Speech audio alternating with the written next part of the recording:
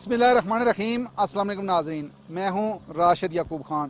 کشمیر کے لیے کہا جاتا ہے کہ یہ اولیاء اللہ کی سرزمین ہے۔ آج ہم تراڑکھال سے نیریاں شریف کی طرف سفر کریں گے جو روحانی مرکز ہے، اس پہ بات بھی کریں گے اور اس پورے علاقے کی آپ کو سیر بھی کروائیں گے۔ آپ نے ہمارے ساتھ رہنا ہے۔ رحمت دا دریا الہی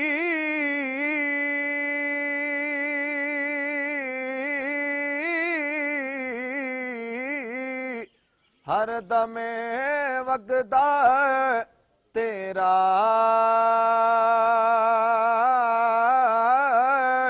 جے ایک قطرہ بخشے مینوں تے کم بن جاوے میرا۔ جی ناظرین، میں موجود ہوں نیریاں شریف مزار کے سامنے، اور جو مزارات ہوتے ہیں اولیاء اللہ کے، یہ وہ ولی ہوتے ہیں، اللہ کے وہ دوست ہوتے ہیں جن کے مزارات پہ لوگ آتے ہیں، روحانی تسکین محسوس کرتے ہیں، اور جن لوگوں کی نسبت ان اولیاء اللہ کے ساتھ ہوتی ہے یقیناً ان کو قلبی سکون میسر آتا ہے۔ ابھی ہم اندر چلیں گے دربار میں، اور دربار بھی آپ کو دکھائیں گے، اور پیر سلطان العارفین صاحب سے ملاقات بھی آپ کی کروائیں گے۔ آپ نے ہمارے ساتھ رہنا ہے۔ کعبے کی رونق، کعبے کا منظر، اللہ اکبر اللہ اکبر، دیکھوں تو دیکھے جاؤں برابر، اللہ اکبر اللہ اکبر۔ جی ناظرین، کشمیر کی جو دھرتی ہے وہ اولیاء اللہ کی وجہ سے ہے، اولیاء اللہ کی یہ سرزمین کہلاتی ہے۔ آج ہم موجود ہیں ایک ایسی ہی ہستی کے دربار پہ جو بڑی روحانی شخصیت تھے اور ایک روحانی مرکز ہے۔ اگر میں یہ کہوں کہ عالمی روحانی مرکز نیریاں شریف میں ہم موجود ہیں تو یہ غلط نہیں ہوگا، اور میں موجود ہوں پیر صاحب کے ساتھ، پیر سلطان العارفین صدیقی صاحب کے ساتھ، اور ان سے بات چیت بھی کریں گے، اور غلاف کعبہ یہاں عرس جب ہوا تو لوگوں کے لیے یہاں لایا گیا اور لوگوں نے غلاف کعبہ کی زیارت کی۔ بات کریں گے۔ پیر صاحب السلام علیکم۔ علیکم السلام ورحمۃ اللہ۔ اچھا پیر صاحب،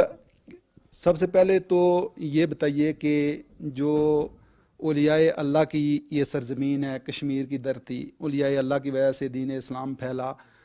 یہ جو روحانی مرکز ہے اس کو ہم یہ کہیں کہ یہ عالمی روحانی مرکز ہے، پوری دنیا بھر سے لوگ یہاں آتے ہیں، فیض یاب ہوتے ہیں، تو کیا کہیں گے؟ اور پھر اس کے ساتھ ساتھ اس پورا جو تاریخی پس منظر ہے وہ ہمارے ناظرین کو بتائیے گا۔ سب سے پہلے میں پی ٹی وی کے سارے عملے کو ان کا خیر مقدم کرتا ہوں، ان کا شکریہ ادا کرتا ہوں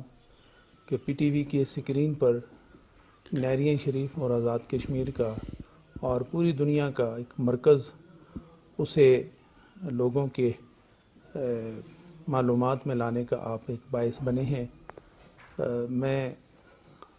سب سے پہلے یہ کہنا چاہوں گا کہ اولیاء کرام دو مقامات کو زیادہ پسند کرتے ہیں، یا پہاڑوں کے دامن کو پسند کرتے ہیں یا دریا کے کنارے کو پسند کرتے ہیں۔ ہمارے بزرگوں نے دربار عالیہ نیری شریف جہاں موجود ہے، یہ پہاڑوں کی وادیاں ہیں اور رنگا رنگ پھول، خوبصورت نظارے یہاں موجود ہیں، تو یہاں تشریف لائے اور پھر ہمارا جو مرشد خانہ، جو ہمارے کرم فرما اور ہمارے آقایان نعمت ہیں، جن میں سر فہرست نام حضرت خواجہ قاسم مولوی رحمۃ اللہ تعالیٰ علیہ کا ہے، جو والی موڑا شریف رہے۔ ان کی خدمت میں 12 سال میرے دادا جان غوث الامت حضرت خواجہ پیر غلام محی الدین غزنوی رحمۃ اللہ تعالی علیہ نے مخلوق خدا کی خدمت فرمائی اور کافی عرصہ دورہ کر کے مختلف پہاڑی علاقے کا، پاکستان کا اور کشمیر کے مختلف اضلاع اور مختلف دور دراز علاقوں میں دورہ کر کے لوگوں کو اسلام کی طرف اور روحانیت کی طرف قائل و مائل کیا اور تبلیغ کے فرائض سے سبکدوش ہوتے رہے، عہدہ برا ہوتے رہے۔ جب آپ کا وقت آخر آیا 11 اپریل 1975، یہ دن آپ کے خالق حقیقی سے ملنے کا دن ہے، تو آپ نے اس دن سے پہلے اپنے نور نظر لخت جگر حضرت پیر علاء الدین صدیقی صاحب رحمۃ اللہ تعالی علیہ کو اپنے سارے سلسلے کی روحانی چابیاں دی اور آپ نے ان چابیوں کا استعمال کر کے دور دراز پہاڑی علاقے کے اس دامن میں وہ کارہائے نمایاں سر انجام دیے کہ آپ دنیا میں ایک خوبصورت تاریخ رقم کرنے والے بن گئے۔ مختصر طور پر عرض کروں گا کہ حضور شیخ العالم رحمۃ اللہ تعالی علیہ کا جو دور ہے، جو علم کا دور بھی ہے، جو صحت کا دور بھی ہے، جو خدمت کا دور بھی ہے، جو تبلیغ کا دور بھی ہے، جو تصوف کا دور بھی ہے، اور ایک انوکھے اور اکلوتے طریقہ کار کو اختیار کر کے نیریاں شریف کے اسٹیج سے آپ نے ایسے کارہائے نمایاں سر انجام دیے کہ دنیا انگشت بدنداں ہے کہ ایک مرد کامل، مرد درویش کو اللہ جب توفیق دیتا ہے تو اس پہاڑی دور دراز ریموٹ ایریے میں حکومت سے ریکگنائز محی الدین اسلامی یونیورسٹی کا قیام عمل میں لاتے ہیں۔ اور یونیورسٹی آپ نے ملاحظہ فرمائی ہے کہ اس وقت اس میں 12 ڈسپلن ہیں جس میں ایم فل کے کورسز پڑھائے جاتے ہیں، اور 8 وہ شعبے ہیں کہ اس دور دراز جنگل میں پی ایچ ڈی کے کورسز اور اس کے تقاضوں کو پورا کیا جاتا ہے۔ آپ نے نہ صرف علم کے شعبے میں یہ نمایاں کردار ادا کیا، بلکہ آپ نے میرپور میں کشمیر کا پہلا میڈیکل کالج بنانے کا اعزاز حاصل کیا، جس میں 500 بیڈ کا ہاسپٹل ہے، MBBS فارماسیٹیکل اور DPT نرسنگ اور دیگر مطلوبہ تمام جو ایک میڈیکل کالج کے یمین و یسار میں ایک بہار کی صورت پیش کرنے والے ادارے بحمداللہ موجود ہیں۔ ان تمام اداروں میں 1500 کے قریب طلبہ و طالبات زیر تعلیم ہیں اور ملک کی ترقی میں اور ایک روشن دماغ بنانے میں یہ ادارے کام کر رہے ہیں۔ آپ نے میڈیا کے میدان کو بھی خالی نہیں چھوڑا، بلکہ نور ٹی وی کے نام سے جو 187 ممالک میں بغیر کسی رکاوٹ و ریسٹرکشن کے چل رہا ہے، آپ نے تبلیغ دین، خدمت دین اور حضور صلی اللہ علیہ وسلم کی محبت اور اسلام کا حقیقی چہرہ اس میں دنیا کے سامنے پیش کیا ہے۔ برطانیہ اور یورپ میں یہ ٹی وی بحسن خوبی کام کرتا رہا ہے۔ اچھا پیر صاحب، اولیاء اللہ کے ساتھ جو لگاؤ ہے، اس حوالے سے آپ کیا کہیں گے کہ یہ جو رشتہ ہے کتنا مضبوط آنا چاہیے اور کتنا اثرات پڑتے ہیں اس حوالے سے، اگر میں آپ سے پوچھوں تو؟ اگر اس سوال کو سمجھنے میں تھوڑی سی کشادہ دلی کا مظاہرہ کیا جائے تو پھر پتہ چلے کہ یہ آستانے، ان آستانوں میں مستانے اللہ اور اس کی رسول کی یاد کا چراغ لے کے کس طرح یہاں سے رخصت ہوتے ہیں، تو میں اس پر تھوڑی سی روشنی ڈالنا چاہوں گا۔ حضور نبی رحمت صلی اللہ علیہ وسلم ہمارے اسلامی عقائد میں ہے کہ آپ آخری رسول ہیں، آخری نبی ہیں، آپ کے بعد نہ کوئی رسول ہے نہ کوئی نبی ہے، ہاں آخری رسول کا جو فیض رسالت و نبوت ہے وہ جاری و ساری ہے، اور اس کو جاری ساری کرنے کے لیے اللہ رب العزت نے علماء راسخین اور اولیاء کاملین ان کا انتخاب فرمایا کہ یہ اللہ کے ولی اور دین متین کے ان اندرونی اور بیرونی شعبوں کو اجاگر کرنے کے لیے علمی فیضان وہ جاری و ساری ہے۔ میں چونکہ یہ لوگ وہ ہیں جن کا انتخاب اللہ رب العزت خود فرماتا ہے، اور نبی رحمت صلی اللہ علیہ وسلم کے فیضان نبوت و رسالت کو آگے لے جانے میں یہ اپنی ساری زندگی صرف کرتے ہیں۔ اور آپ بخوبی جانتے ہیں کہ اس وقت بر صغیر میں صوفیاء کرام، علماء کرام، یہ وہ طبقہ محبت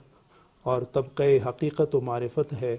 جنہوں نے اسلام کے حقیقی رنگ کو دنیا کے سامنے پیش کیا، اور دنیا مختلف رنگ و نسل کے، مختلف مذاہب کے، مختلف نظریات کے حامل لوگ جوک در جوک اپنے اطمینان کے لیے اور پیس اور امن و آشتی کے لیے ان لوگوں کے قرب میں آئے۔ تو جب یہ قرب میں آئے تو اسلام کی حقیقی خوشبو ان کے مشام جاں کو معطر کیا، جس کے نتیجے میں یہ اسلام میں داخل ہوئے۔ تو میں یہ کہوں گا، اور اس کہنے میں حق بجانب ہوں، صوفیاء کرام یہ وہ طبقہ ہے اسلام کا جنہوں نے مختلف دور دراز علاقوں میں اسلام کے پیغام کو نہ صرف پہنچایا بلکہ پہنچانے میں کامیاب ترین قرار پائے۔ پہاڑ ہوں، صحرا ہوں اور دور دراز کے علاقے ہوں، الحمدللہ جہاں جہاں جاتے گئے اسلام کا سویرا وہاں وہاں پھیلاتے گئے۔ یہ طبقہ اولیاء کا، صوفیاء کا، یہ کیوں لوگوں کے دلوں میں جگہ بنا لیتے ہیں، لوگوں کے دلوں میں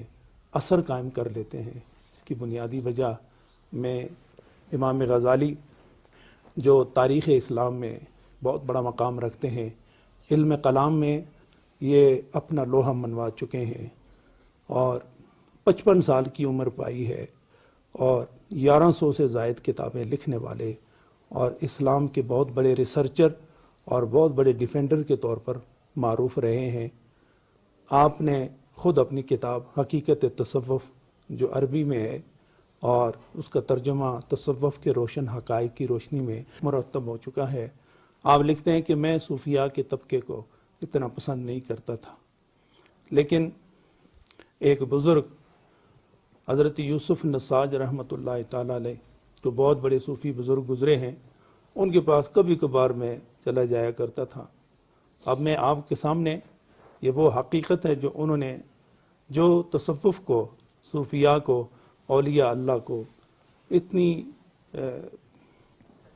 محبت کی نظر سے نہیں دیکھتے تھے، لیکن آنا جانا ہوا اللہ کی توفیق سے،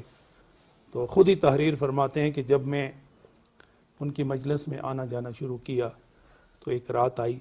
کہ جب میں خواب دیکھتا ہوں تو خواب میں میری ملاقات رب ذوالجلال سے ہوتی ہے، اور اللہ رب العزت سے میں سوال کرتا ہوں، وہ جواب عنایت فرماتے ہیں۔ تو کہتے ہیں میں نے اللہ رب العزت سے سوال کیا کہ آپ میری روح، میرے جسم اور اس ساری دنیا کے خالق و مالک ہیں، اور آپ ہی رہنما ہیں، آپ ہی پشت پناہ ہیں۔ میرا ایک سوال ہے کہ کیا وجہ ہے کہ یہ جو درویش ہیں، آپ کے اولیاء ہیں، آپ سے محبت کرنے والے، کہ ایک لمحے میں یہ آپ کے محب اور دوسرے لمحے میں یہ آپ کے محبوب ہیں، تو کیا میں یہ سوال کر سکتا ہوں کہ یہ کون لوگ ہیں؟ تو اللہ رب العزت نے جو بات ان کے دل میں ڈالی وہ آپ سب کے لیے لائق توجہ ہے۔ آپ فرماتے ہیں کہ پوری روئے زمین میں یہ بزرگ میرے دوست، میری توجہ کے مراکز ہیں۔ آپ ذرا توجہ فرمائیں کہ یہ عربی میں ہے ساری گفتگو، اور وہ عربی میں انہوں نے لکھا ہے، اس کا ترجمہ بھی میں نے آپ کے سامنے پیش کیا۔ آپ فرماتے ہیں کہ پوری روئے زمین میں جو میرے دوست ہیں، میرے ولی ہیں، مجھ سے محبت کرنے والے اور میرے نبی سے محبت کرنے والے، اور قرآن کے اور اسلام کے پیغام کو حقیقی طور پر آگے پیش کرنے والے یہ لوگ فرماتے ہیں یہ میری توجہ کے مراکز ہیں. تو اس کا مطلب یہ ہے کہ جب کوئی شخص کسی کی طرف توجہ کرتا ہے تو اس کا چہرہ بھی اسی طرف ہوتا ہے، اس کا تخاطب بھی ادھر ہوتا ہے، اس کا فیضان بھی ادھر ہوتا ہے، اور وہ اس وقت ساری کائنات کو چھوڑ کر ان پر اپنی ساری توجہ، ساری تجلیات ان پر ڈال رہا ہوتا ہے. تو فرمایا میں سب سے پہلے ان کو دیکھتا ہوں، پھر ان کے در پہ آنے والوں کو دیکھتا ہوں، یہ میرے توجہ کے مراکز ہیں. تو پھر آپ نے اللہ رب العزت نے ارشاد فرمایا کہ جو تیرے دل میں تھوڑا سا ان کے بارے میں جو نامناسب خیال ہے اس کو دور کرو تاکہ تمہیں بھی میں ان لوگوں میں شامل کروں. تو انہوں نے خود عرض کیا کہ باری تعالیٰ بتائیں میرے اور ان کے درمیان جو پردے ہیں، حجابات ہیں، یہ کیسے دور ہو سکتے ہیں؟ آپ نے ایک ہی چیز ارشاد فرمائی کہ غزالی تیرے درمیان اور میرے دوستوں کے درمیان ایک دنیا ہے، اگر یہ دنیا دور ہو جائے تو پھر میں تمہیں ان کی محبت سے بھی سرفراز کروں گا اور میں تمہیں ان کے زمرے میں ڈال کر تمہیں بھی میں اپنا محبوب بنا لوں گا. اس طرح کی باتیں ہوئیں تو حضرت امام غزالی خواب سے بیدار ہوئے، صبح کا انتظار کیا تو گرتے پڑتے حضرت یوسف نساج رحمۃ اللہ تعالیٰ علیہ کی بارگاہ میں پہنچے. تو وہ پہلے سے ہی باخبر تھے. کہا رہا کہ خبر شد خبرش باز نئے آمد، جو اپنے خالق کے لیے جیتے ہیں، جو اپنے خالق کے لیے مرتے ہیں، ان کا جینا مرنا اٹھنا بیٹھنا سب کچھ جب اپنے خالق کے لیے ہوتا ہے تو وہ اپنی ذات سے فنا ہو جاتے ہیں اور اللہ انہیں اپنی ذات سے کے ساتھ بقا عطا فرماتا ہے. پھر علم بھی اسی کا، پھر شہرت بھی اسی کی، محبت بھی اسی کی ہوتی ہے. تو جب ان کے پاس پہنچے تو عرض کیا کہ میرے شیخ میں نے آج رات اپنے رب سے ملاقات کی ہے. تو فرمایا ہمیں خبر ہے غزالی، ہمیں خبر ہے کہ تیری آج رات خالق و مالک سے ملاقات ہوئی ہے. میں تمہیں ایک نصیحت کرنا چاہتا ہوں، وہ یہ ہے کہ تم اگر میری مجلس میں اسی طرح آتے رہے تو پھر وہ دن دور نہیں جب تمہاری آنکھوں کو معرفت کا سرما لگا دیا جائے گا. سبحان اللہ. سرمے کی ایک تاریخ ہے حضرات، میں آپ سے اجازت چاہتے ہوئے تھوڑی سی وضاحت کرنا چاہوں گا. سرمے کی تاریخ یہ ہے کہ جب لوگ سرما لگاتے ہیں تو سرمے سے آنکھ اور چہرہ خوبصورت لگتا ہے اور نگاہیں تیز ہوتی ہیں. بے عینی ہی جب روحانیت کا، حقیقت کا، محبت کا، معرفت کا سرما لگتا ہے تو پھر وہ چہرہ اللہ والوں کے چہروں میں شمار ہوتے ہیں اور ان چہروں کو اللہ اور اس کے نبی کے حسن و جمال کا ایک شاہکار بنا دیا جاتا ہے. تو ان چہروں کو دیکھ دیکھ کے لوگ اپنے دلوں کو ٹھنڈک پہنچایا کرتے ہیں. ہمارے معاشرے کے اندر، ہماری سوسائٹی کے اندر ایک افراتفری ہے، بے سکونی ہے، اور ہم گنہگار لوگ ہیں. اور حالیہ دنوں میں بھی آپ نے دیکھا ہوگا کہ جس طرح زلزلے آتے ہیں، جھٹکے لگتے ہیں، پتہ یہ چلتا ہے کہ ہم نے کوئی بہت بڑے گناہ کر لیے ہیں. تو کیا کہیں گے اس حوالے سے ہمارے لوگوں کو، پاکستان میں بسنے والے، کشمیر میں بسنے والے لوگوں کو کیا کہیں گے کہ کیسے ہم اپنے ایمان کی مضبوطی کے لیے اور پھر اللہ کی طرف، اللہ کے رسول کے جو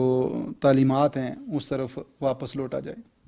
آج کل ہماری زندگی میں گناہوں کی کثرت ہے، خدا سے دوری ہے، مصطفیٰ سے دوری ہے،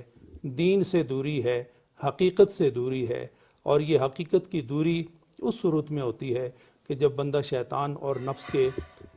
نرغے میں آتا ہے، اور شیطان تو نفس تو جس کی تربیت نہ ہوئی ہو وہ بندے کو اپنے خالق و مالک سے دور کر دیتا ہے. تو خالق و مالک سے دور ہونا یہ گناہگار ہونے کی دلیل ہوتی ہے. اور جب کسی کی زندگی میں گناہوں کی کثرت ہو اور نافرمانیوں کی کثرت ہو تو پھر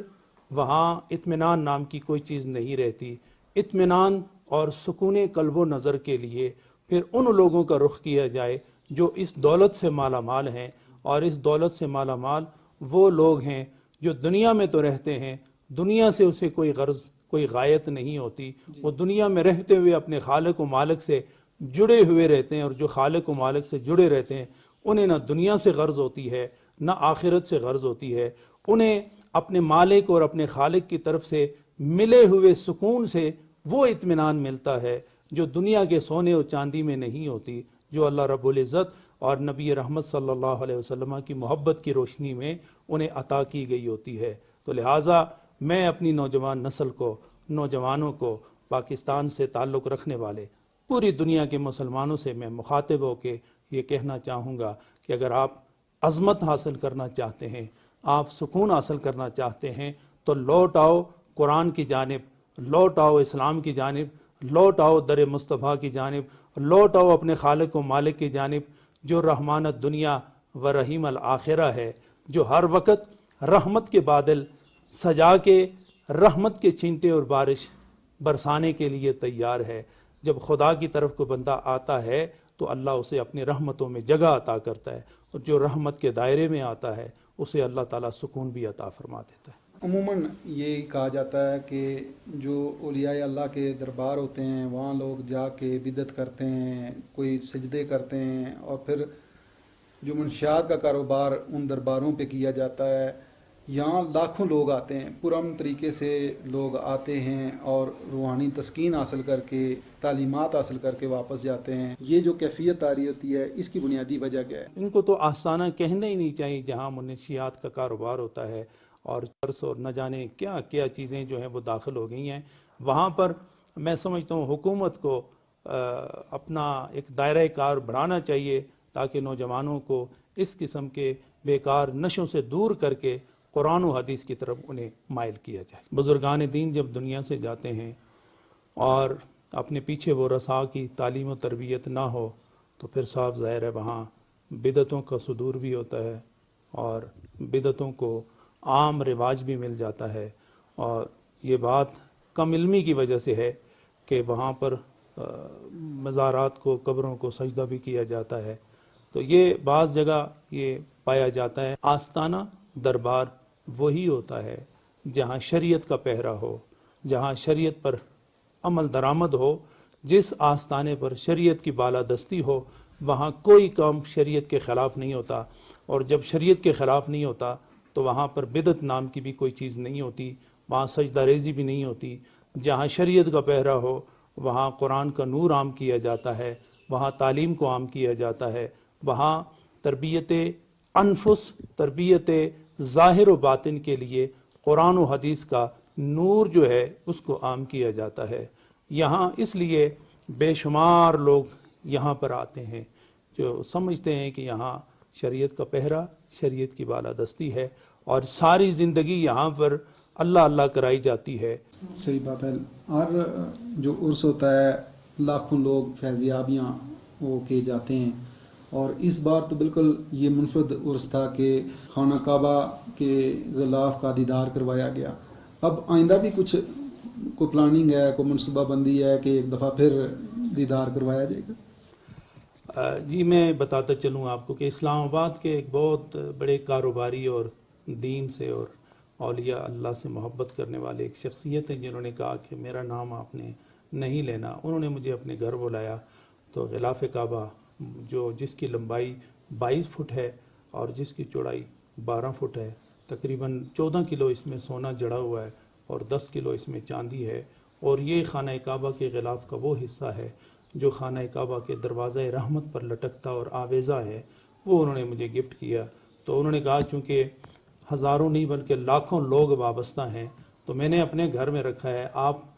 اسے لے جائیں گے تو ہزاروں لوگوں کی آنکھیں ٹھنڈی ہوں گی خانہ کعبہ کے غلاف کو دیکھ کے، ان کے ایمان کو تقویت ملے گی، لہٰذا میں یہ آپ کو وسیع تر مفاد کی خاطر گفٹ کرتا ہوں۔ انہوں نے مجھے گفٹ کیا، اور یہاں آزاد کشمیر میں اتنا بڑا حصہ کسی کے پاس بھی نہیں ہے، اور میں یہ اسے اللہ کا احسان سمجھتا ہوں، اس کی مہربانی اور کرم سمجھتا ہوں کہ اپنے گھر کا وہ پردہ، وہ غلاف مجھے عطا کیا، اور میرے لیے یہ بہت بڑے اعزاز کی بات بنی کہ نہری شریف میں یہ آیا، اور راستے میں اہلیان کشمیر نے جس محبت سے خدا کے گھر کے ساتھ منسوب اس غلاف کعبہ کا استقبال اور احترام کیا، میں ان کا بھی شکریہ ادا کرتا ہوں۔ اور آپ حیران ہوں گے کہ جس پیار اور محبت کے ساتھ اس کا استقبال کیا گیا، یہاں جب ہم نے اس کو آویزاں کیا تو لاکھوں لوگوں نے اپنے سر کے آنکھوں سے اس کا دیدار کیا، اور لاکھوں آنکھیں وہ تھیں جن کے آنکھوں سے آنسو جاری تھے، اور اپنے خالق و مالک کا شکریہ ادا کر رہی ہیں. سبحان اللہ. اور ہر سال میری خواہش ہے کہ یہاں اسے لایا جائے اور مخلوق خدا کو اس کا دیدار کرایا جائے. پیر صاحب آپ اگر دعا فرمائیں کہ یہ نفرتوں کے بیچ ختم ہو اور یہ جو افراتفری ہے یہ کم ہو اور ہمارا جو لگاؤ ہے وہ دین اسلام کے ساتھ زیادہ سے زیادہ ہو تاکہ ہم بھی صحیح معنوں میں مسلمان کہلائیں. آمین. الحمدللہ رب العالمین والعاقبۃ للمتقین والصلاۃ والسلام علی سید الانبیاء والمرسلین. الہ العالمین پی ٹی وی کی یہ خوبصورت ٹیم، یہ جماعت جس محبت سے آستانہ عالیہ نیریاں شریف کے خوبصورت ماحول میں داخل ہوئی، اللہ کریم ان کے اس پیار کے عمل کو اپنے دربار میں قبول و منظور فرما. الہ العالمین یہ پی ٹی وی کا ادارہ یہ ملک کا قومی ادارہ ہے، اللہ اسے حفاظت، اسے عزت اور آبرو نصیب فرما. اللہ کریم اس کے سکرین کے سامنے بیٹھنے والوں کو ایک مسلمان اور ایک پاکستانی ہونے کی حیثیت سے انہیں درس حاصل کرنے کی توفیق نصیب فرما. اللہ کریم پورے پاکستان کو اور عالم اسلام کو اتفاق اور اتحاد نصیب فرما. اللہ کریم شیطان نے، نفس نے، بربریت نے ملک پاکستان میں جو ایک نفرتوں کی آگ لگائی ہے، اللہ اس آگ کو دور فرما، اسے محبت میں تبدیل فرما کر اقوام عالم میں اسے عزت و آبرو کے ساتھ جینا نصیب فرما. اللہ پاکستان کو دنیا کے نقشے پر صبح قیامت تک قائم اور دائم فرما. افواج پاکستان اور دیگر تمام حکومتی اور ملک کے قومی جو ادارے ہیں، اللہ ان کی سلامتی کا سوال تیری بارگاہ میں پیش کرتے ہیں. سلامتی بھی عطا فرما، جان اور ایمان کی بھی عطا فرما، ظاہر و باطن کی بھی عطا فرما. ربنا آتنا فی الدنیا حسنہ وفی الآخرۃ حسنہ وقنا عذاب النار. وصلی اللہ تعالی علی خیر خلقہ محمد وعلی آلہ واصحابہ اجمعین برحمتک یا ارحم الراحمین. کعبے کی رونق، کعبے کا منظر، اللہ اکبر، اللہ اکبر. دیکھوں تو دیکھے جاؤں برابر، اللہ اکبر، اللہ اکبر.